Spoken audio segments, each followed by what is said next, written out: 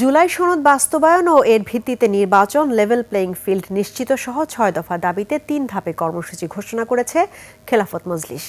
রাজধানীর ইঞ্জিনিয়ার্স ইনস্টিটিউশনে ত্রয়োদশ জাতীয় সংসদ নির্বাচনের সম্ভাব্য প্রার্থীদের সঙ্গে মতবিনিময় শেষে একথা জানায় দলটি।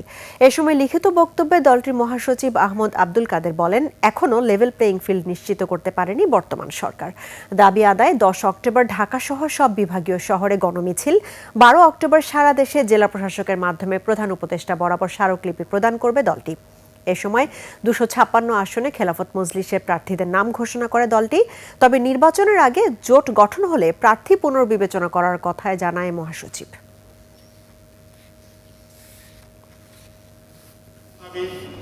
৬ দফা পূরণে সরকারের পক্ষ থেকে তাৎপর্যপূর্ণ কোনো পদক্ষেপ দৃষ্টিগোচর না হয় আমরা নিম্নোক্ত কর্মসূচি আবার ঘোষণা করছি। ১, ৫ থেকে ৯ অক্টোবর গণসংযোগ। ২, ১০ অক্টোবর ঢাকা সহ সকল বিভাগীয় শহরে গণমিছিল।